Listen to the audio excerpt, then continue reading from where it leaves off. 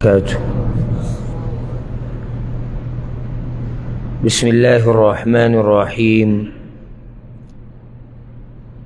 الحمد لله رب العالمين،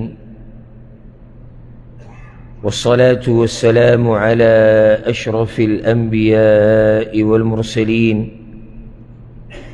نبينا محمد وعلى آله وصحبه أجمعين. أما بعد، دا مؤمن دا دیندار بنده خویونه بیانیدو او صفات دا قرآن او دا حدیث پرانا کی، والحمدللہ من شپک دیرش خویونه بیان کریو.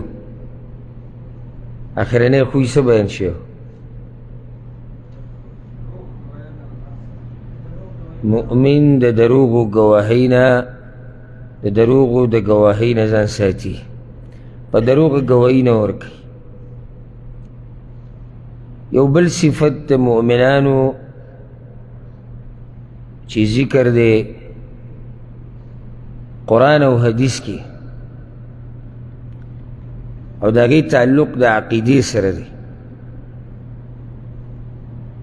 دا عقیدی مسئلہ دا دی نور مسئلون اهم ہے، وجہ دا چی عقیدہ دا بنیادی دا اللہ پا بارک عقیدہ، دا اللہ دا پیغمبر بارک، دا آخرت بارک، با عقیدہ کی دیر خبری دا نرازی. دا مسئلی دی نور مسئلون اهمی ذکر چی پا دی باندی دا آبادی ولاری، دا اصول لی. نا دا کم خوی چی بنن بیانو دا دی تعلق آگا دا عقیدی سر دے. زمان الحمدللہ پا اللہ باندی ایمان دے، ایمانم دا دے چی اللہ زمان رب دے، زمان معبود دے، زمان الہ دے، او دا اللہ نمونے دی، دا اللہ صفات تی سنگ چی داگا دا شان سر رکھائی، او پا غرب بانی زمان یقین دے، پا غرب بانی زمان اعتماد دے، پا غرب توکل کو. ندی سر او مسئلہ تعلق ساتی آگا امدک عقیدی سر چی بخبل رب باندے خگ گمان کول. دا مؤمن دا شان دے او دا خوی دے، قرآن و حدیث کے بیان شوئے دے چی دے بخبل رب باندے خگ گمان کر. نونن باید دے مبارک خبر کو پا اللہ باندے خگ گمان کول، پا اللہ باندے دا بدگمانی نزان لری ساتل. در توحید اہم مسئلہ دا. اور کسی شکی دی دا خبکی گئی وہاں کم کسی آخر کی ناسی خیر در خدمت دا اللہ در رضا دا پارا بگی کوئی. نو دا مسئلہ اہم پا دید ذکر چی دا عقیدی سر تعلق ساتی. پا اللہ باندی خود گمان لرل دا عقیدہ دا، او پا اللہ باندی دا بدگمانی نزان ساتل دا عقیدی مسئلہ دا. او دا دمرا اہم مسئلہ دا چی علماء مستقل دا بخفلو کتابونو کی راوڑی دا، لکہ امام مسلم رحمہ اللہ پس صحیح مسلم کی دا مسئلہ راوڑی دا، امام ترمیزی رحمہ اللہ بخفلو سننو کی دل خاص باب یخو دے دے، او باقی کی بیا کا حدیثون راوڑی دی چی کم حدیثون دی مسئلہ سر تعلق ساتی. یو عالم ترشوی دے امام ابن ابی الدنیا رحمہ اللہ، اگیو کتاب لکل دے حسن الظن باللہ، پا اللہ باندے خود گمان ساتل، پا اللہ باندے خود گمان لرل. او شیخ محمد بن عبدالوہاب رحمہ اللہ کتاب دے کتاب التوحید منگے شرح ہم کردے دا، اگدہ شرح تفصیلی درسون دا آگے بارکی شوی دی. پا آگے کی آگے او باب تڑلے دے، او دا باب عنوانی دا قرآن آیت یخو دے دے چی اللہ قرآن کوئی یظنون باللہ غیر الحق ظن الجاہلیہ. اللہ دا مشرکانو کافرانو خبر کی یا دا منافقانو چی دوی پا اللہ باندی بد گمانو نا کئی. نو اشارہ اصل کی دا کئی دے خبری تا چی دا دا غوی خوی دے چی غوی پا اللہ باندی بد گمانو نا ساتی.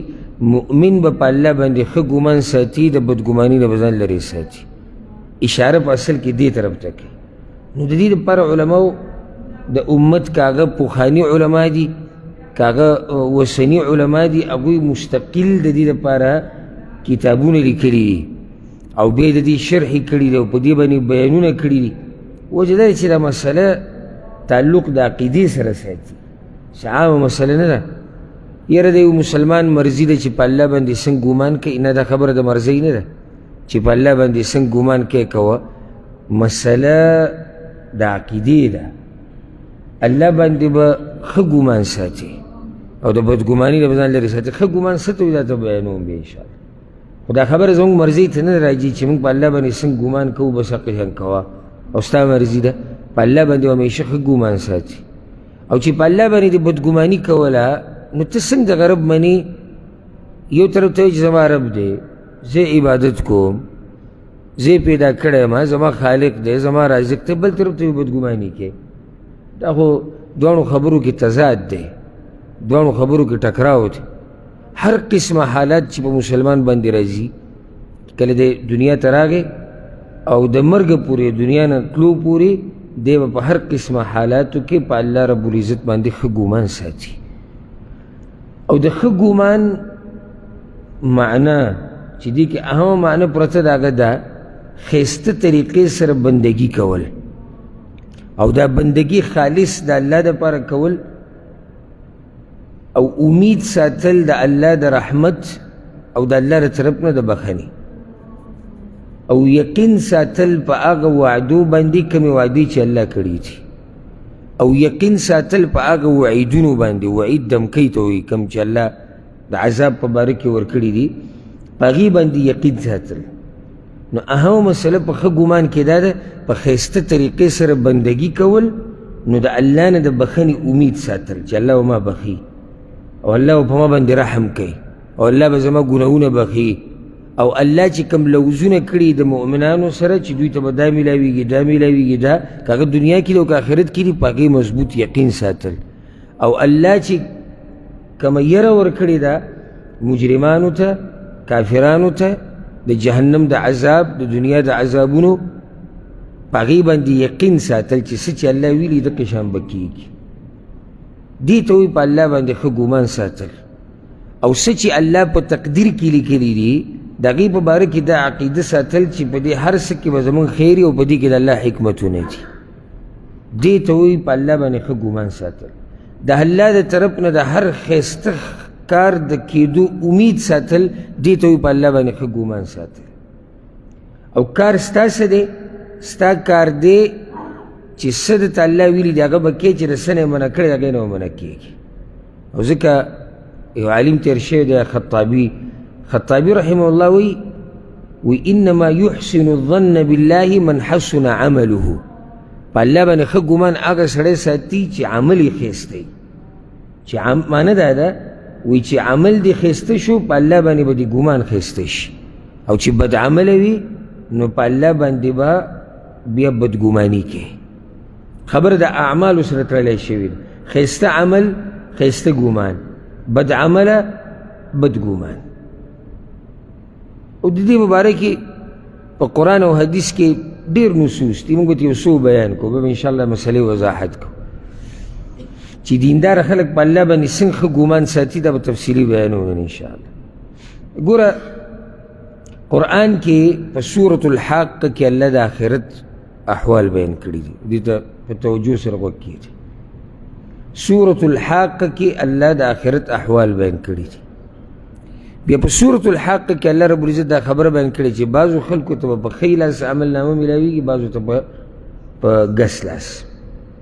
فاما من اوتي کتابه بیمینه، نو چاته چې عمل نامه میلاو شو په ښی لاس، فیقول هاؤم اقرؤوا کتابیه، دې به اواز کې خلکو ته به وایي راشئ زما عمل نامه وګورئ. یو خوشحالي د لاس. کله سړی خوشحاله شي نو غواړي دا چې زما د خوشحالي د نور خلک کوم وګوري، نو دی کامیاب شو، عمل نامه کې ښه اعمال دي، عمل نامې اخري نتیجې دا ده چې دی کامیاب دی. نو دی به خلکو ته اوازونه کوي هاؤم اقرؤوا کتابیه، راشئ زما دا کتاب وګورئ، زما د عمل نامه وګورئ. او دې ذکر ته دا خبره وکړم ستا په لاس کې ده چې ته په آخرت کې خپل عمل نامې باره کې خلکو ته وایې چې راشئ ویې ګورئ، که نه خپل عمل نامې ته چې وګورې سر به ټکې، دا ستا مرضي ده. ځکه چې موږ ټول اوس لګیا خپل عملنامه تیارو. وما ربک بظلام للعبید، الله ګورې چا سره ظلم نه کوي. دا نشي کېدی او بیا نشي کېدی او بیا نشي کېدی، او دا په الله باندې ښه ګمان دی. تفصیل به راځي. دا زموږ په خپل رب باندې ګمان دی، او ګمان معنی یقین دی. د مؤمن د طرف نه ګمان چې راشي دې ته یقین ویلی کېږي. دا به د آیت کې هم تاسو واورئ. دا په الله باندې زمونږ یقین دی چې دا کېدی نشي چې د بنده په عملنامه کې د هغه څه ور واچوي چې د بنده کړي نه وي. دا نشي کېدی. تا دې یو ګناه نه کړي، هغه دې ستا په عملنامه کې دا د منلو خبره. ها تا وړه نیکي کړې ده، په بدله کې در الله اجر ډېر درکوي، دا کېدی شي. او دا هم زموږ په الله باندې ښه ګمان دی. د مؤمن دا ګمانونه یې په الله باندې.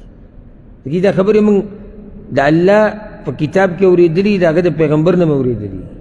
زمونږ په خپل رب باندې همدقه یقین دی، همدقه به ګمان دی چې دا کېدی نشي چې زما او ستا عملنامه کې د هغه ګناه ور واچوي چې ما ورته کړي نه. او دا کېدی شي او داسې به کېږي. او قرآن کې په بې شماره دلایل دي، حدیثونو کې، چې د یوې نیکۍ په بدله کې الله بې حساب اجر ورکوي. ها او د ګناه دپاره بار بار بنده ته ویلي توبه تې وباسه، توبه تې وباسه، چې درته وبخمه، چې درته معافي کړمه.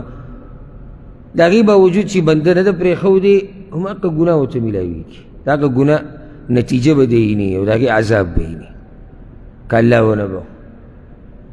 نو ما خبره زموږ ستا په لاس کې ده. دا نشي کېدی چې ته سبا له ووایې چې یاره ما خو کارونه ښه کړي دي، خو داسې نه الله ته مخامخ شم او په عملنامه کې مې نور صحیح. دا ګورې په الله باندې بدګماني ده. او بدګمان داسې دی والعیاذ بالله چې ستا دا ګمان دی چې الله ما سره ظلم وکړي.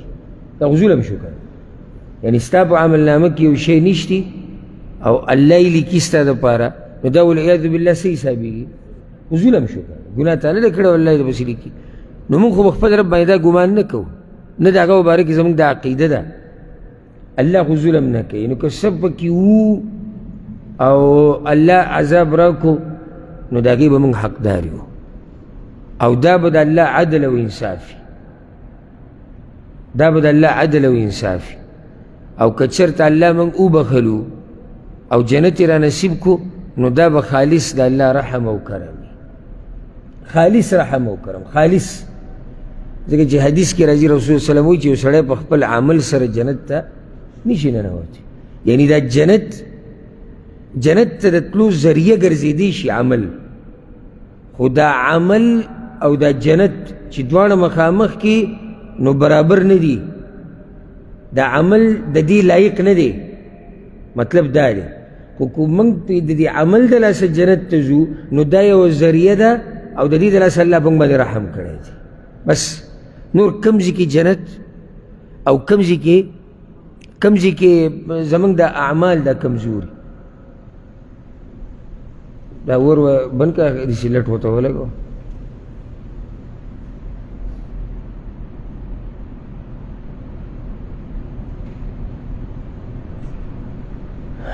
نو خبره ما دا کوله چې دې مؤمن ته چې په آخرت کې عملنامه په ښې لاس میلاو شو، الله رب العزت موږ ټولو ته په ښې لاس عملنامه راکړي. دې به اواز کړي چې راشي زما عملنامه وګورئ. بیا به دی وایي إني ظننت أني ملاق حسابيه. زما دا یقینو چې د دې حساب سره به زه مخامخ کېږم. نو قتاده رحمه الله وی ظن ظنا یقینا فنفعه الله بظنه. دې سړي په الله باندې یقینو ښه ګمان و، نو د هغه ښه یقین د لاسه الله دله فایده ورکړه. یقین یې څه ښه ګمان یې څه یعنې دا کوم ښه عمل چې زه کومه د دې سره به زه مخامخ کېږم. دا څه چې زه کوم زه به دې سره مخامخ کېږم، د دې به ما ته بدله میلاویږي. دا خبره په زړه کې وه او په الله باندې دقه ګمان او دقه یقین و. د هغې دپاره بیا محنت کوو. لکه اوس موږ کې له ډېرو خلکو دقه یقین او ایمان دی چې موږ به د خپل عمل سره مخامخ کېږو. مشکل څه کې دی؟ مشکل دا دی چې په خوله دا خبره کوو، په زړه کې هم ده، خو لکه زموږ د اعمالو نه داسې نه ښکاري چې موږ دغه خبرې نه یېرېږو یا د دې لپاره څه تیاری کوو. دې سړي ګوره ښه ګمان و، ښه یقین و په الله باندې چې یاره کیدی نشي چې زه دې په دنیا کې محنتونه وکم او په آخرت کې دې بیا حساب کتاب نه نو یقین و چې حساب کتاب شي. دا په الله باندې ښه ګمان دی. ګورئ ځکه که چېرته موږ په دنیا کې ځان ستړی کړو، بد عمل هم دی او ښه عمل هم دی، او اعمال کو لګي او د بدو اعمالو ځان ساتو، بیا مړه شو او الله بیا راپانسئ، دا خو یعنی بیا څه خبره نه شوه. بیا خو دا والعیاذ بالله دا دنیا چې پیدا شوې ده دومره څه چې روان دي عبث او فالتو روان دي. او قرآن کې الله وایي چې ما انسان څه داسې عبث او فالتو خو نه دی پیدا کړ. نو د دې سړي په الله باندې یقین و ښه ګمان یې ښه و، ځکه دې ځای ته ورسېدو. ښه یو حدیث کې داسې راځي، او دا حدیث موږ څو پیرې بیان کړی، متفق علیه حدیث ته، صحیح بخاري صحیح مسلم کې نورو کتابونو کې هم دی. رسول صلی الله علیه وسلم وی الله وی، دا د ابو هریره رضی الله عنه روایت، یقول الله تعالی انا عند ظن عبدی بی، زه د بنده سره هغه څه کوم چې څه په ما باندې ګمان کوي. او دی حدیث په شرح کې امام ابن حجر وی معنی دا قادر على ان اعمل به ما ظن انی عامل به، وی دا بنده چې په ما څه ګمان کوي چې زه به د دې بنده سره داسې داسې وکړم، نو الله وایي زه په دې قادر یم چې د دې بنده دا ګمان پوره کړم او هغه شان ورسره وکړم څنګه چې دی وایي. چې دې څه کار نشته چې الله یې نشي کولی. اوس د یو بنده په خپل رب باندې دا ګمان دی چې زما رب ما نه بخي، ګمان دی دا دی په خپل رب باندې، دا بد ګمان دی که ښه ګمان دی؟ بد ګمان دی د هغه ذات په باره کې چې هغه پراخه رحمت والا دی، د هغه په باره کې دا ګمان ساتلی دی، دی به الله بخلی وی. که د امید ساتلی وی، د ښه ګمان ساتلی وی، د الله ته جړاګانې کړی وی، د ژوند برابر کړی، خو هغه وایي نه الله ما نه بخي. د دې حدیث معنی دا ده چې الله وایي زه د دې بنده سره همدقه څه کوم چې دی په ما باندې ګمان کوي. د ده د بدګمانۍ د لاسه دا بنده د بخښنې نه پاتې شو، ځکه چې دی وایي زما رب ما نه بخي، ده په خپل رب باندې بدګماني کړې ده. او انشاءالله په دې به زه مثالونه ذکر کومه د انبیاو د ژوند نه، د نیکانو خلکو د ژوند. خو دلته یو دا خبره یاده کوي او بیا یاده کوي او بیا یاده کوي. دا راته ښه په زور سره دا خبره کوم، په تاکید سره ته دا خبره کوم چې د ښه ګمان سره به اسباب لټې او د ښه ګمان سره به عمل کې، ځکه چې هلته یو طرف ته ښه ګمان دی خو بل طرف ته موږ د الله نه یېرېږو. ته به یو طرف نه زورور کې، یاره موږ پرون درس له تلي وو او په هغه بیان کې وویلی شو چې په خپل رب باندې به ښه ګمان ساتي، بس نن نه زه مونځونه کومه او نه زه عبادات کومه، ولې الله به ما وبخي. دا مطلب ګورې نه دی. او ځکه علماو په خپلو کتابونو کې بعضو دا عنوان لیکلی دی، وایي څه فرق دی په دوکه کې او په ښه ګمان کې. دی عنوان ته ګوره، څه فرق دی په دوکه کې او په ښه ګمان کې. امام ابن القیم رحمه الله وایي یو دی ښه ګمان کول، یو دی ځان په دوکه کې اچول. دې خبرې ته غوږ کېږدې، خبرې توجه وکړه. یو ځان په دوکه کې اچول دي، یو په الله باندې ښه ګمان کول دي. وایي ښه ګمان هغه دی په الله باندې چې دا ښه ګمان تاله تیزي درکړي په نیکو اعمالو باندې، او دا ښه ګمان تاله تیزي درکړي د بدو اعمالو نه د بچ کېدو. نو پوه شه چې دې سړي په الله باندې ښه ګمان دی، ښه امید دی. ولې؟ دلیل پې څه دی چې دی بنده ښه امید دی، ښه ګمان دی، کامیاب دی، ځکه چې د ښه ګمان ثمره دا ده چې دله تیزي ورکړه د نیکو اعمالو او دی بند کو د بدو اعمالو. یعنې زموږ په خپل رب باندې ښه ګمان دی چې موږ به بخي. په کار دا ده چې د دې سره زموږ زړه کې دا خبره راشي چې زموږ دا رب به موږ بخي، خو هله به موږ بخي چې موږ د بخښنې حقدار خو شو که نه، او د بخښنې حقدار به موږ هله یو چې کله موږ د هغه د راضي کولو کوشش وکړو او د بدو اعمالو نه ځان وساتو. دا به ورسره دا خبره چې تړلی شوي، نو پوه شه چې دا سړی په ښه لار روان دی، دا سړی په نیغه لار روان دی. ښه بل طرف ته څوک دی؟ هغه سړی دی چې وایي زه په الله باندې ښه ګمان لرم، دی وایي زه په الله باندې ښه ګمان لرم او زما په الله باندې ښه یقین دی. اعمال یې پرېښودي، نیک اعمال، هر قسمه بدي کوي. الله غفور رحیم دی، الله خو جنت ورکوونکی دی. د قرآن هغه آیات یاد کړي دي په کوم کې چې د الله رحمت ذکر دی، هغه حدیثونه یاد کړي دي کوم حدیثونو کې چې د الله د بخښنې تذکره ده. بس پروت دی، دا سړی په دوکه کې پروت دی. فرق ته ولیدو؟ هغه یو سړی صحیح معنو باندې په خپل رب باندې ښه ګمان لري. کوم سړی چې عمل صالح کوي او د بد عمل نه ځان ساتي. دا بل سړی په دوکه کې پروت دی، د ځان په زور په دوکه کې اچولی. ځکه ګوره امام قرطبي رحمه الله وی د الله نه د بخښنې ګمان کول او په الله باندې د رحمت ګمان کول سره د دې چې ته په ګناهونو باندې مضبوط ولاړې، نو وی دا محض دوکه ده، ځان په کتاب په زور په دوکه کې وراچولی دی. عجیبه ده. الله جی ډېر غفور رحیم ذات دی، دې کې څه شک شته؟ نشته پکې. الله ډېر مهربانه دی او په موږ دومره مهربانه دی چې دومره په موږ باندې زموږ مور پلار نه دي مهربانه. دې کې څه شک شته؟ نشته. ها د الله جنت دومره پراخه دی لکه د ځمکې او د اسمانونو په اندازه، هیڅ شک پکې نشته. آخري جنتي ته الله دومره باچایي ورکوي په جنت کې لکه د دنیا باچایي چې لس چنده کې. دې کې څه شک نشته. او داسې پسې بیا ځه او بیا ځه او بیا ځه. دې هر څه ته چې یو سړی وګوري او دی خپه په خپه باندې واچوي او پرېوځي، ځان یې دوکه کې نه دی اچولی. نو اوس به دې سوال کوي مانا چې ولې دا کمې خبرې چې تا ذکر کړې دا حدیثونه او دا ایتونه ولې دې کې شک دی؟ موږ ورته وایو نه، دې کې شک نشته. خو د دې سره زموږ په الله باندې دقه ګمان دی، یقین هم دی. ما تاسو ته ساعت مخکې د ګمان ټکی چې موږ وایو مؤمن د طرف نه ګمان معنی یقیني. لکه دغه آیت ما ووایي دا کوم مؤمن ته چې ښی لاس کې عملنامه میلاو شو، هغه وایي دا زما ګمان و چې زه به الله ته مخامخ کېږم. ګمان څه مطلب دی؟ یقین و. ګمان خو هغه بل ګمان چې هغه خو هغه چې سړی په خپله خبره یقیني وایي زما ګمان دی. ګمان معنی ده چې یقیني خبره نه ده، کیدی شي او کیدی شي. مؤمن خو د عقیدې باره کې دا خبره نه کوي کنه. یعنې موږ اوس څه وایو چې یاره کیدی شي قیامت یې کیدی شي نه، دا کافر شو دا سړی والعیاذ بالله. دا مسلمان دی؟ نه دی مسلمان. ښه ګمان یعنې ښه یقین چې الله ما سره ښه معامله کوي.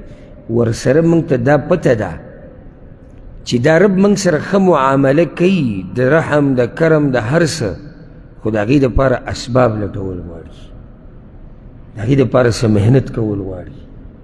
بیا به هم زموږ هغه محنت د هغې لایق نه وي، دا هم موږ ته پته ده. خو دومره ټک پک به وکړو چې د الله د بخښنې خو حقدار شو که نه، چې الله زموږ د ګناهونه وبخي که نه.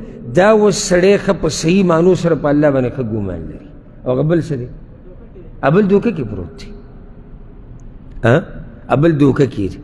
لکه هسې دنیوي مثال به له درکوم، کوم ځای کې د الله خبره او کوم ځای کې د مخلوق.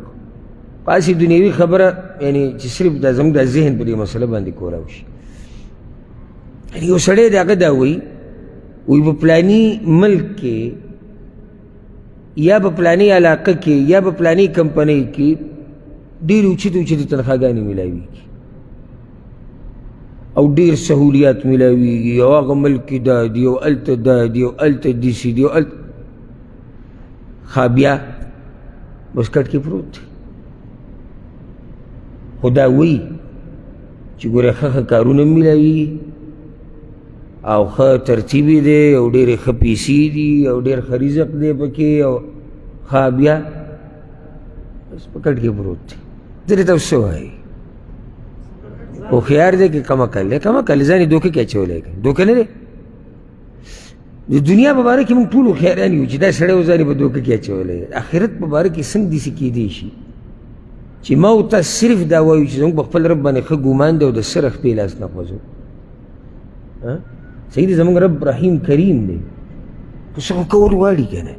مؤمن ګوره، مؤمن د ښه ګمان سره ښه عمل کوي. دی خلاصه شو. مؤمن د ښه ګمان سره ښه عمل کوي. په دې راته زه یو دلیل هم پیش کولی شم. او هغه سورې بقره کې الله وایي ان الذین آمنو، کومو خلکو چې ایمان راوړی دی والذین هاجروا د الله په لار کې هجرتونه کړي، وجاهدوا فی سبیل الله او د الله په لار کې جهادونه کړي. دې خلکو نیک ایمان راوړی دی، هجرت یې کړی دی، جهاد یې کړی، یعنی معنی چې اعمال یې کړي دي او ښه ګران اعمال یې کړي دي. عقیده خو بنیاد دی، هجرت څومره ګران کار دی، وی جهاد د الله په لار کې څومره ګران کار دی. مخکې الله وایي اولئک یرجون رحمة الله، الله وی دغه کسان امید د الله د بخښنې لري. دا امید یې صحیح دی که نه صحیح؟ ولې صحیح دی؟ کوشش کوي. یعنی یو سړی د الله په لار کې جهاد وکړي چې دی د الله د بخښنې امید نه لري، څوک به یو سړی هجرت وکړي، ایمان یې په الله باندې مضبوط دی، توحید یې مضبوط دی، یعنی د ده په چې دی د الله نه ښه امید نه ساتي، څوک نه ساتي. د ده د ښه ګمان صحیح دی، ولې ځکه چې ښه عمل ورسره دی. خبره ما تاسو ته دا کوله چې د ښه ګمان سره به ښه عمل کې، نو هله ستا ښه ګمان کامیاب دی. یا بله معنی سره دا ووایه چې امید سره یره بیا صحیح دی. او حدیث خو تاسو ته یاد دی که نه، لکه امام ترمذي رحمه الله راوړی، دې باب کې به دغه ښه مثالي وی که چېرته تاسو په الله باندې داسې توکل کولی لکه څنګه چې په کار دی، لرزقتم، الله به تاسو له داسې رزق درکړی وی لکه څنګه چې دی مارغانو له ورکوي. سهار چې د خپلې جالې نه ځي نو وږي واپس چې راځي سي ماړی. دې کې وګوره توکل په الله باندې وکړئ، بیا وی داسې رزق به درکړي لکه مارغانې چې درکوي، مارغانو له ورکوي. صحیح شو؟ بیا پکې دا خبره ذکر کړه سحر ځي ماښام راځي. سحر ځي ماښام راځي څه مطلب دی؟ اسباب لټوي. سحر خو ځي که نه، پاسي وځي والوځي یو طرف ته بل طرف ته بل طرف ته، ماښام راشي خېټه مړوي، څه نه څه خو کوي که نه. نو صرف دا نه دی چې زه په الله باندې ښه ګمان لرم او زه په الله باندې یقین لرم او زه په الله باندې اعتماد لرم او بیا مې خپه په خپه باندې اچولې ده ناسبه. پوه شوي په دې مسله که نه؟ ښه، اوس راځو د خپلې موضوع ده. یو حدیث ته بیانوم په سلسله صحیحه کې شیخ الباني راوړی. حیان ابو النضر رحمه الله وی یو ورځ زه او واثله ابن الاسقع رضی الله عنه، دا صحابي دی، وی زه او واثله موږ دواړه یو ځای لاړو په ابو الاسود الجرشي پسې، فی مرضه الذي مات فيه. موږ دواړه تپوس له ورلو د دې ابو الاسود تپوس له، او هغه په هغه بیمارۍ بیمار شوی و، په کومه بیمارۍ کې چې مړ شوی و. وی موږ چې دواړه په هغه پسې ورغلو نو دې واثله پې سلام واچو، ورسره کېناستو. فأخذ أبو الأسود يمين واثلة فمسح بها على عينيه ووجهه لبيعته بها رسول الله صلى الله عليه وسلم. نو دا ابو الاسود راولګېدو، د واثله دا ښی لاس یې راواغېستو، په دې خپل مخ یې راښکودو، وی په دې لاس باندې تا د رسول الله وسلم سره بیعت کړی. واثله ورته وی زه تا نه د یو خبرې تپوس کوم، دې ته غوږ کېدی. هغه ورته وکړه تپوس یې، وی کیف ظنک بربک، په خپل رب دې څنګه ګمان دی؟ یعنی صحیح ده ستا د دې بیمارۍ نه تا ته داسې ښکاري چې لکه ته مړ کېدو والی، تا ته هم ښکاري داسې. کله سړی به ځان پوه شي چې نور زه دنیا کې نه پاتې کېږم، نو ستا به ستا د رب سره ملاقات کېږي، په دې خو ستا ایمان او یقین دی. خو هسې څه ګمان دی چې دا رب به تا سره څه کوي؟ یعنی موږ خبر هم دا ده، ښه ګمان یا بد ګمان. نو هغه ورته دا سر داسې وخوځو، ډېر څه خو یې نه شو ویلی، دا سر یې داسې وخوځو، وی ښه ګمان مې ده په الله باندې. نو واثله ورته ابشر، نو بیا خو دله زیری در کومه، انی سمعت رسول الله صلی الله علیه وسلم یقول، ما د رسول صلی الله علیه وسلم نه دا خبره اورېدلې ده چې الله وی انا عند ظن عبدي بي فليظن بي ما شاء. بنده چې په ما څنګه ګمان کوي زه ورسره هغه شان کوم، نو د بنده مرضي ده چې په ما څنګه ګمان کوي کوي دي. سبحان الله، یو حدیث کې داسې راځي انا عند ظن عبدي بي بنده چې په ما څنګه ګمان کیږي زه ورسره هغه شان کومه ان ظن بي خیرا فله که ګمان په ما باندې ښه چې خو ده ته ښه نتیجه رسي وان ظن شرا فله او که بد ګمان په ما وکړو نو وبال په ده باندې دی ښه ګمان ښه نتیجه بد ګمان بده نتیجه ځکه دې حدیث کې دا دي چې الله وی بیا زما د بنده مرضي ده چې څه ګمان لري نو ځکه چې الله خو ته به خبره پوه کړې که نه تاسو پوه شوئ که نه د ښه ګمان ښه بدله د بد ګمان بده بدله اوس تا خپله مرضي ده څه ماشومان هم خوري موږ پې پوهېږو چې په خپل رګ څنګه ګمان کې ته په دې کې ازاد یې خو مؤمن ښه ګمان ساتي ابراهیم علیه السلام اور ته اچولی شوی دی که نه دی ای کمې سختې چې په ابراهیم علیه السلام باندې راغلي توحید په باره کې سړی ورته حیران شي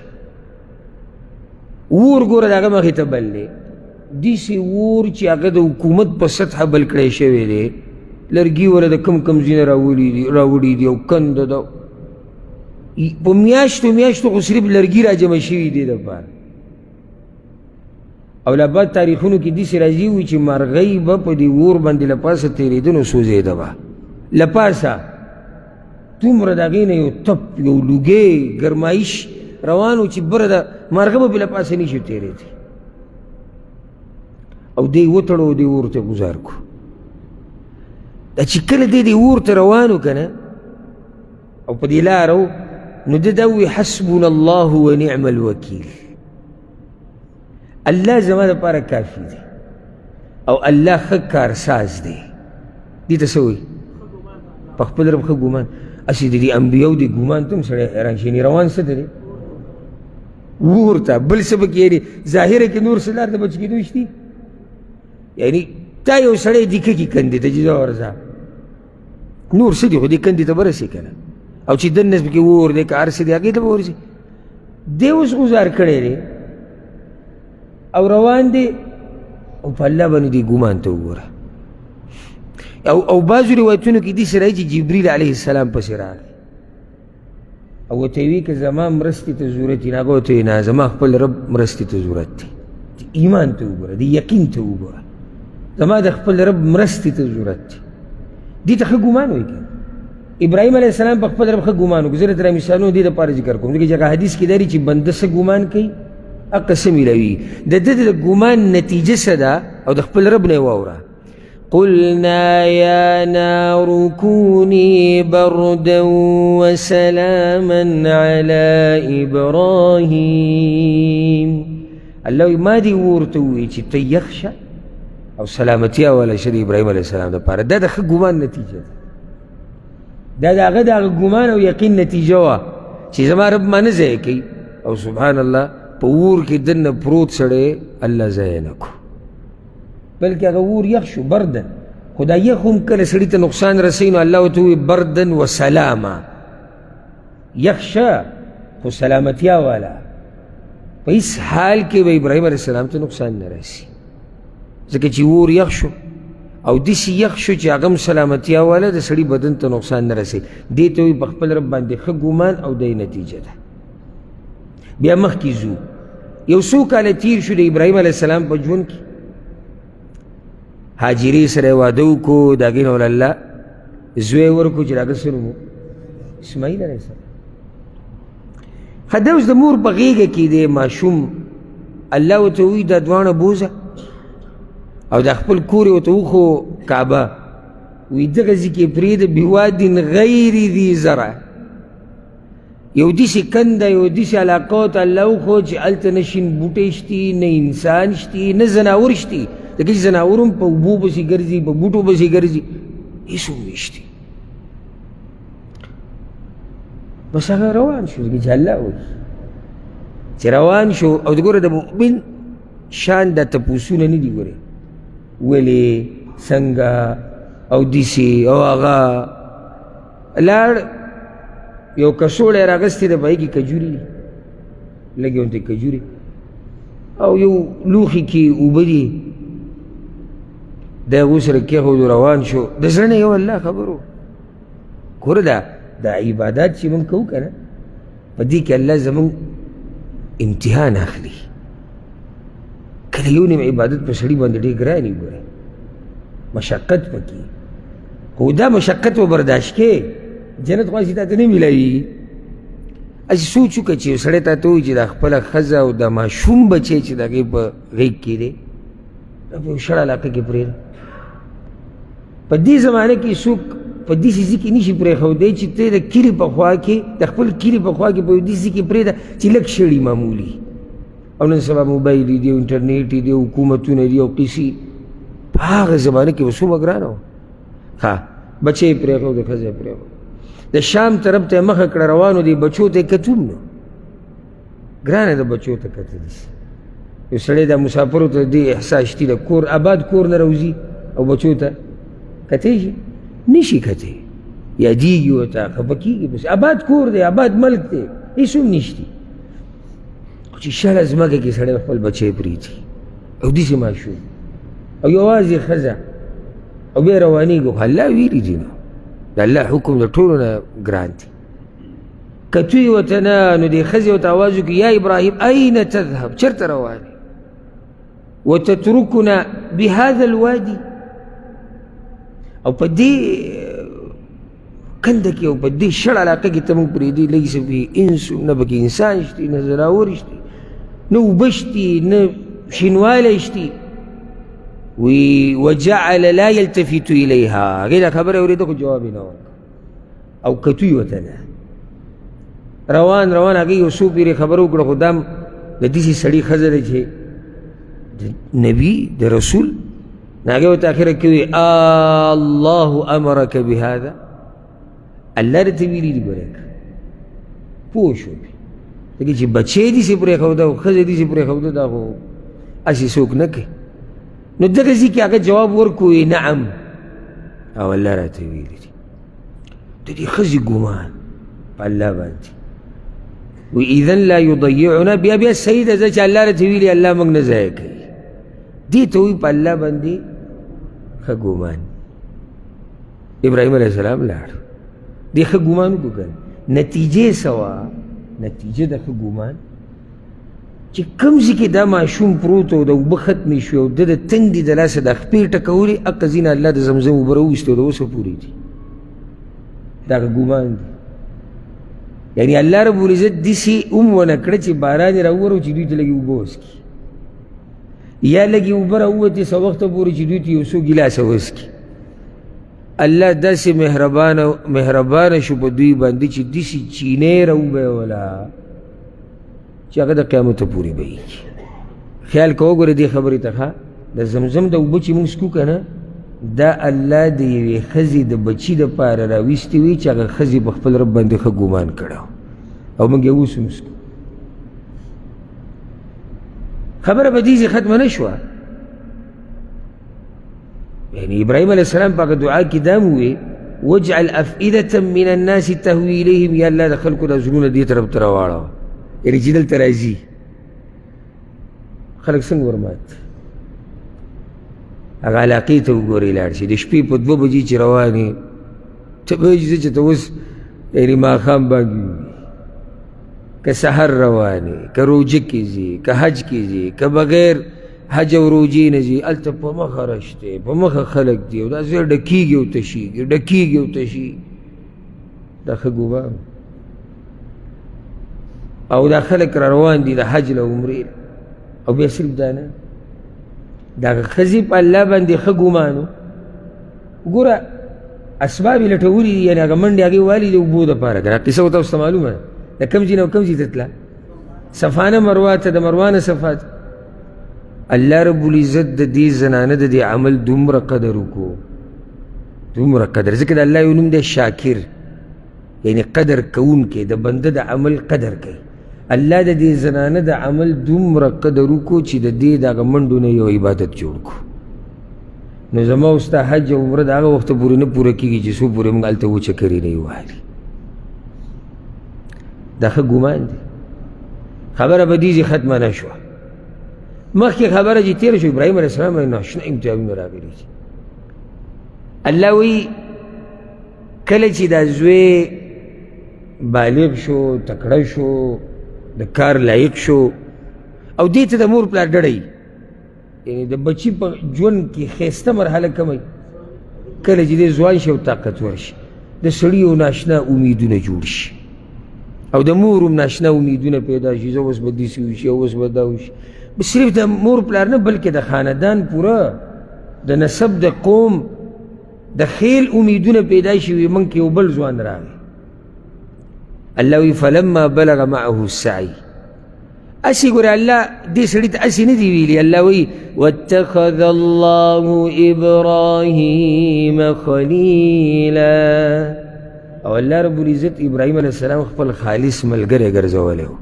اسی نه دی ګرځولی دا سړی خپل ملګری خالص خلیل خالص ملګری ځوانۍ ته ورسېدو نو د امتحان پې په دې ماشومتوب کې به راغلی دی که نه اسماعیل علیه السلام ماشوم نه دی او پرېږده دي اوس ځوانۍ ته ورسېدو ابراهیم علیه السلام یو څو پېرې لاړ راغی قصه موږ بیان کړې هم ده نورو درسونو کې هغه واده هم کړی و چې ورته خپله ښځه دا پرېږده او بله وکړه چې کله دې ځوانۍ ته ورسېدو نو دی ورته وایي یا بني إني أرى في المنام أني أذبحك زوی وی زه خوب وینم چې زه خوب کې تا حلالو خو د انبیاو خوب خو وحي معنی ده چې الله ورته وایي چې دا زوی حلال که څه ناشنا امتحانونه چې فانظر ماذا ترى ستا څه خیال دی دا د رسول زوی دی او بیا ده ته نبوت میلاو شوی دی اسماعیل علیه السلام هغه ورته ووایي او حلیم د ده مبارک صفت راځي الله وایي ما ابراهیم علیه السلام له یو زوی ورکړی الحلیم حلیم صابر ته وایي صبر کوونکی نو هغه په هغه ټیم کې پلار ته ووایي یا ابت افعل ما تؤمر هغه څه وکړه چې سره ته الله وایي ولې ورته دا ووایي ښه ګمان یعنی الله چې تا ته دا کوم کار ښوولی دی که نه په دې کې زما هم خیر دی په دې کې ستا هم خیر دی دې ته ښه ګمان وایي ما دا قسم دې دپاره شروع کړ ستجدني إن شاء الله من الصابرين او ته به یقینا ما د صبر کوونکو نه ومومې ګورې اخوا دې خوا به راته نه کوم ګران کار دی چاړه به مرۍ کېدې او دې چړې ته غلی پرېوته ډېر ګران کار دی یاره زموږ په بچي باندې چې څوک په ناحقه لاس اوچت کړي زموږ دا وینه هوټ کېږي نو چې پلار په خپله چاړه راوالي او زوی ځان سره روان کړی د کور نه به دوی وتې څنګه وي زه کله زما دې ته سوچ لاړ شي د ایتونه زه وایم که نه ایتونو کې چې سوچ کوې سړي له ډېر خوند ورکوي قرآن تلاوت چې کوې او سوچ پکې کوې دې قصه کې زما دې ځای ته دوه درې پېرې سوچ تلی تلاوت په دوران کې چې دا کله ابراهیم علیه السلام دا خپل زوی راویستو کور نه دوی روان و ځان سره یې چاړه راغستې دوی سخته په دوی باندې وه خو چې الله څه وایي هغه به کوې موږ مونځ له دې شو راتلی موږ یو ګنټه دوه د الله دین زده کولو ته نه شو کېناستې موږ یو 2 روپۍ نه شو ورکولی موږ لږ وخت د الله ذکر له نه شو ورکولی اوس زوی دې روان کړی دی ځوان زوی او بوزي سره حلالولو له فلما اسلم وتله للجبین الله وی زوی را سملو په یو اړخ باندې او چې را چاړه یې پې څنګ کېښوده چې را چاړه یې پې څنګ کېښودل الله د طرف نه ورته اعلان شو قد صدقت الرؤیا ابراهیم بس تا هغه خوب کې چې راته څه ویلي هغه دې رښتینې کړو عمل دې وکړو نتیجه د دې ښه ګمان وفدیناه بذبح عظیم الله وایي د هغې په ځای موږ په قربانۍ کې دله ورکو یو غټه ذبحه یو ګډ چې هغه د کوم ځای راغلی د جنت نه صرف خبره به دغه ځای ختمه نه شوه د قیامته پورې چې څومره مسلمانان راځي په لوی اختر کې چې دوی دا ګډ حلالوي او څاروی حلالوي دا د دغه ځای د لاسه ښه ګمان ښه نتیجه ښه زکریا علیه السلام خو موږ ټول پېژنو اوس ما دې منځ کې تلاوت هم وکړو د هغه ایتونو کې هغه ذکر ابراهیم علیه السلام زکریا علیه السلام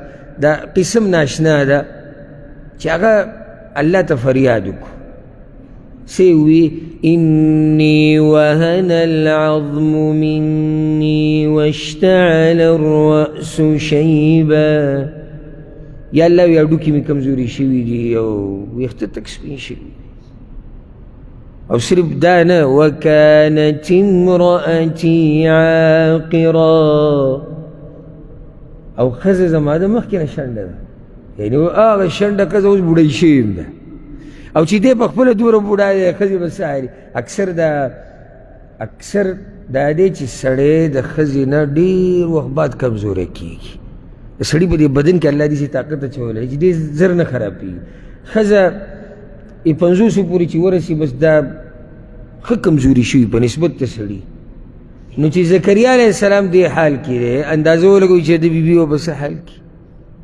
او هغه د مخکې نه شنډه ده خو خبرې ټولې د ښه ګومان دي په خپل رب باندې ښه نو څه غواړې فهب لي من لدنك ولیا خپل طرف نه راله یو زوی راکوئ او سورة آل عمران کې الله وی کله چې دا زکریا علیه السلام ورغی په چا پسې په مریم پسې د هغې کفالت یې اخیستی وکړه نو په مریم پسې چې ورننوتو بیا مې اوس سمه میوې به هغې له راتلې د الله طرف نه انا لکي هذا وي دا د کوم ځای نه راغلي هغې ورته د الله رالیږلي ده سوچ وکړو چې الله به یې موسمه میوې ورکوي نو بې وخته بچی به نه ورکوي الله وی هنالک دعا زکریا ربه دغه وخت کې جو هغه خپل رب ته فریاد وکړو لاړ جومات کې ودرېدو عبادت خانه کې ولاړو الله ته فریادونه وکړو یا الله هډوکي کمزوري دي او ویښته سپین دي او د ښځې دغه حال او بیا مې یو زوی راله راکړه یوازې مې مه پرېږده زوی دې دپاره چې زما وارث شي په دین کې صرف زوی نه غواړي که نه د دوی ناشنا ګمانونه دي ښه ښه ګمانونه په الله باندې صرف خبره د زوی نه ده وجعله ربي رضيا یا الله داسې زوی راکړه چې ته ترې راضي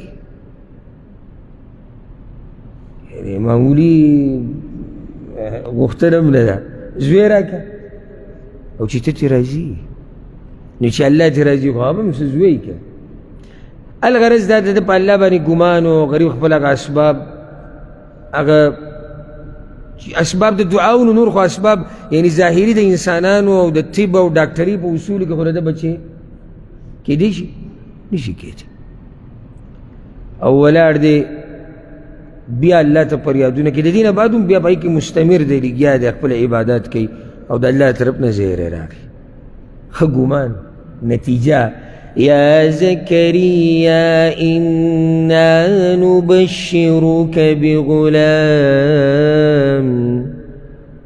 زكريا تعالى مونږ دی ولک زیری درکړو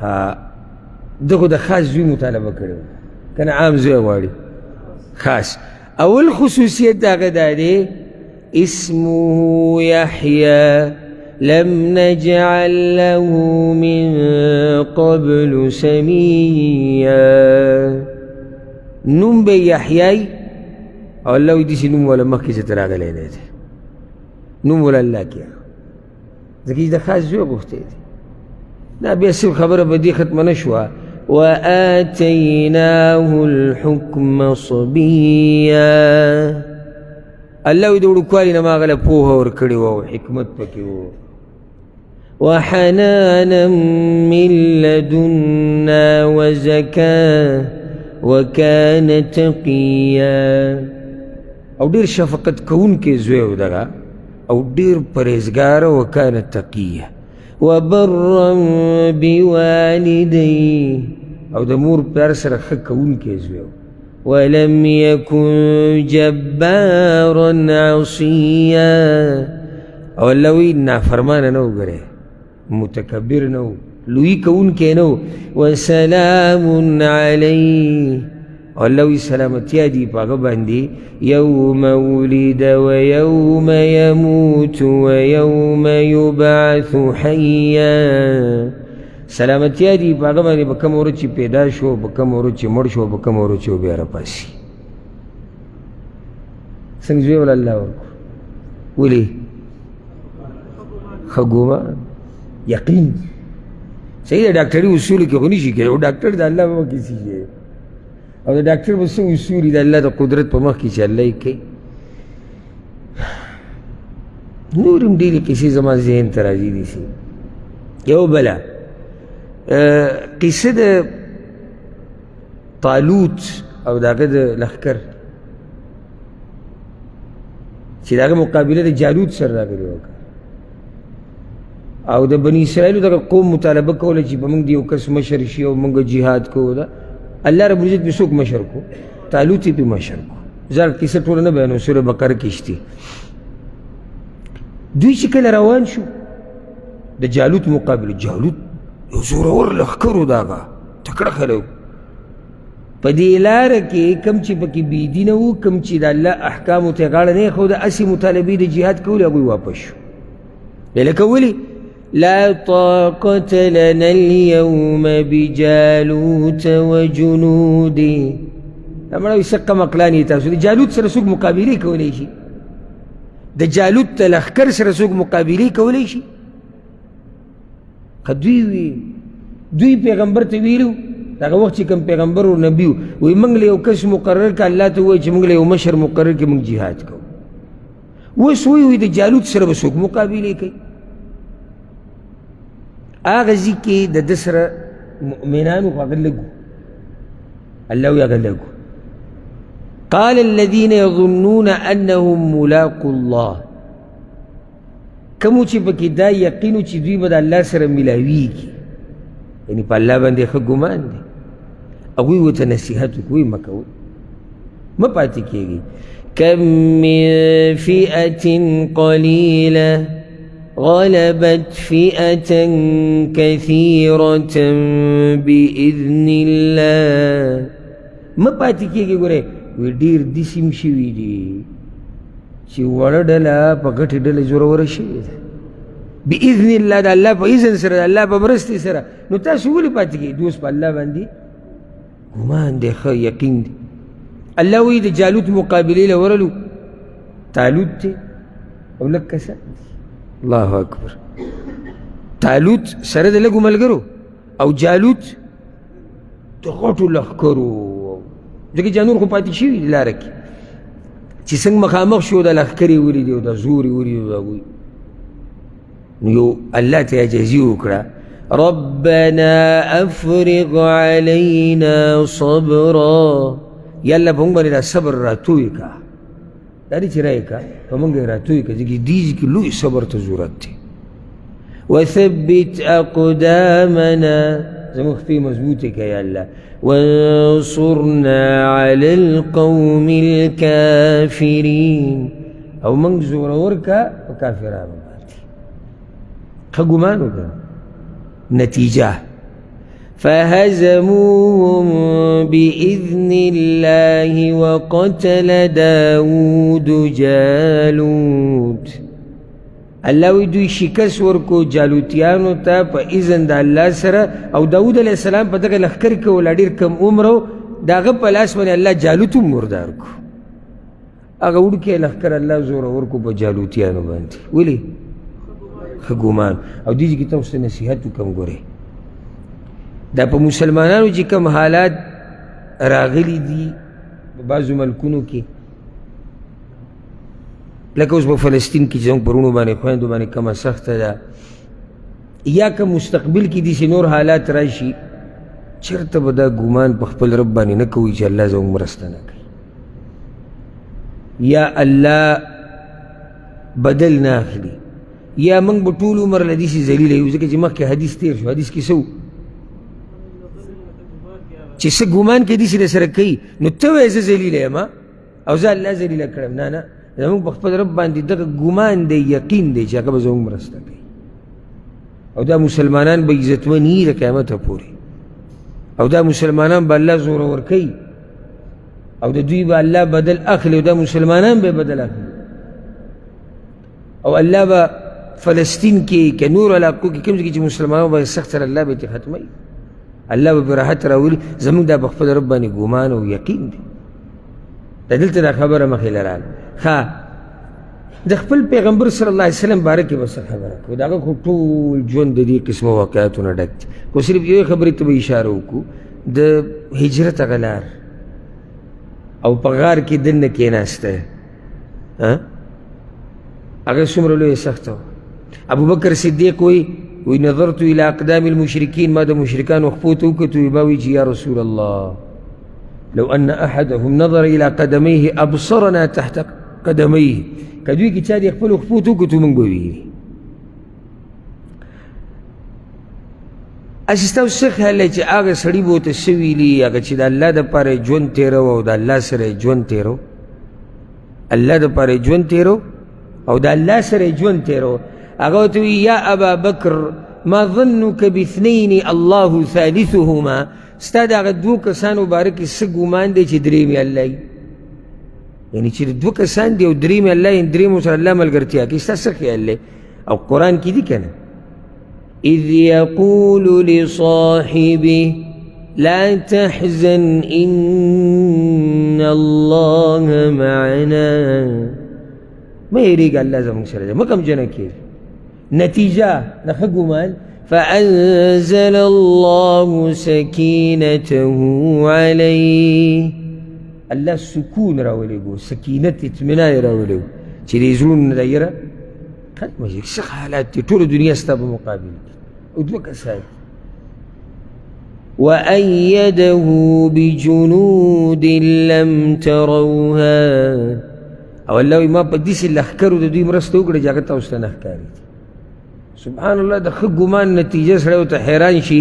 وجعل كلمة الذين كفروا السفلى وكلمة الله هي العليا، یعنی د دې زینا الله وایي ما د کافرانو خبره د همیشه دپاره کمزوري کړه او د الله خبره مې اوچته کړه، د مسلمانانو خبره مې اوچته کړه.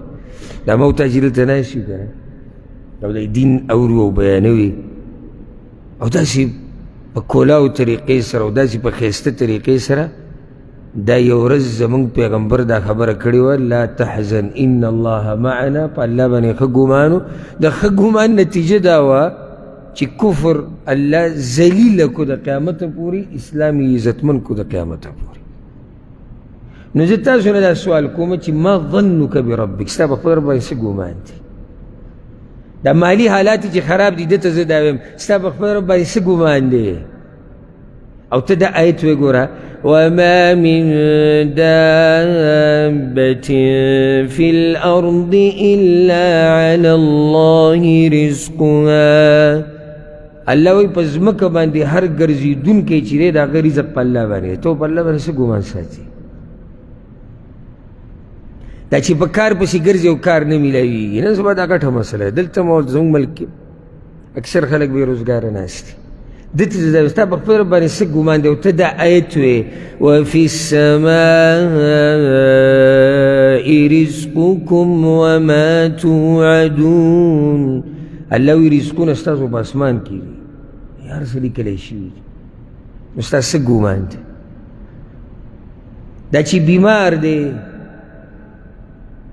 او تکلیف پې ډېر دی او علاجونه او هسپتالونه، دته زه دا وایم ستا څه ګمان دی؟ والله وایي امن یجیب المضطر اذا دعاه ویکشف السوء، څوک دی د الله نه علاوه چې د یو غم وهلي، د یو غم ځپلي، د یو بیمار، د یو مریض فریاد واوري او دا سخته ترې ختمه کړي؟ الله نه علاوه هېڅ څوک نشته. ستا په الله باندې څه ګمان دی؟ دغه لاسونه چې اوچت کړي دا دعاګانې چې غواړي د الله نه، دې بنده ته زه وایم ستا په الله باندې څه ګمان دی؟ والله وایي ادعوني استجب لكم، الله وایي زما نه غواړئ زه به درله قبلوم. ستا څه ګمان دی په خپل رب؟ دا ګناهونو کې چې ډېر لرې تللی دی او سهار ماښام د الله نافرمانیانې کوي، او موږ کې اکثر دي ټول کمزوري د ګناهونو ګوډي. که کم ملګري په دې خفه کېږي چې یاره ما ته دا مه وایه، زه خپل ځان باره کې وایم چې زه خو د الله کمزوری بنده یم، نافرمانیانې کېږي خو دې کس ته زه دا یم چې ستا په الله باندې څه ګمان دی. والله وایي یا عبادي الذین أسرفوا على أنفسهم لا تقنطوا من رحمة الله. اے زما هغه بندگانو چې د ځانونو سره زیاتې کړې زما د رحمت نه به ګورې تمه نه قطع کوئ، تمه نه قطع کوئ. ستا څه ګمان دی په الله باندې او څه ګمان دی د دې ګناهګار په الله باندې چې الله ورته وایي حدیث قدسي دی یا ابن آدم اے د آدم بچیه انک ما دعوتني ورجوتني غفرت لك على ما كان فيك ولا أبالي. ته چې کلم زمانه دعاګانې غواړي او څو پورې زمانه ښه امیدونه ساتي زه به دله دا ټوله ګناهونه وبخم او هېڅ پروا مې نشته. د هغه رب باره کې به ته څه ګمان ساتي وی ابن آدم لو بلغت ذنوبك عنان السماء. اے زما بنده اے د آدم بچیه که ستا دا ګناهونه د اسمان ته ورسي کنه ثم استغفرتني و بیا زمانه بخنه وغواړي غفرت لك ولا أبالي زه به دې وبخم او زما هېڅ پروا نشته. د دې رب په باره کې ستا څه ګمان دی؟ دا چې کوم مظلوم دی او ظلم ورسره کېږي ده ته زه دا وایم لازم دنیا کې دې څه کله رښتیا ورسره ظلم زیاتی کېږي غریبان خپل تپوس نه شي کولی. هغه ته دا وایم ستا په خپل رب باندې څه ګمان دی او حدیث کې راځي چې د مظلوم د خیرو او د الله په منځ کې پرده نشته.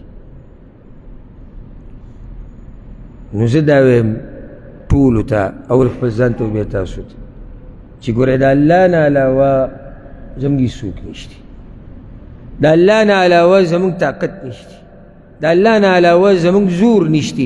همیشه په خپل رب باندې ښه ګمان ساتي، خصوصا زه خو یم همیشه به ساتي خو خصوصا یو څو ځایونو کې یو چې کله د باندې سخته راشي. هغه درې کسانو باندې سخته راغلې وه که نه؟ کم درې؟ نه کم درې؟ نه غار والا نه درې درې ټکي نه نه درې زموږ په امت کې دي. بارک الله فیک. د تبوک د غزا نه چې پاتې شي سخته پې نه وه. رسول الله وسلم اعلان کړه چې دوی سره به څوک خبرې نه کوي تعلقات 50 ورځې 50 ورځې. الله څه وایي ګوره دوی به خپل رب باندې ګمان ښه حتى إذا ضاقت عليهم الأرض بما رحبت وضاقت عليهم أنفسهم. الله إذا پراخ ځمکه په هغوی راتنګه شوې وه دومره سخته پرې راغلې. ګمان د هغوی څه و وظنوا أن لا ملجأ من الله إلا إليه. او الله وی د هغوی دا یقینو چې د الله په مقابله کې موږ له څوک ځای نشي راکولی خو همدقه الله ته واپس کېده غواړي. سخته کې څوک یادوي؟ الله یادوي چې د الله په مقابله کې ګوره موږ له څوک ځای نشي راکولی. نو الله څه وایي نتیجه ثم تاب علیهم لیتوبوا. الله د هغوی توبه قبول کړه. نو په سخته کې د خپل رب ښه ګمان ساته. دغه شان چې کله د الله نه دعاګانې غواړي که نه نو ښه ګمان ساته. ښه ګمان څه دی؟ الله به یې قبوله کړي. وإذا سألك عبادي عني فإني قریب اجیب دعوة الداعي اذا دعا.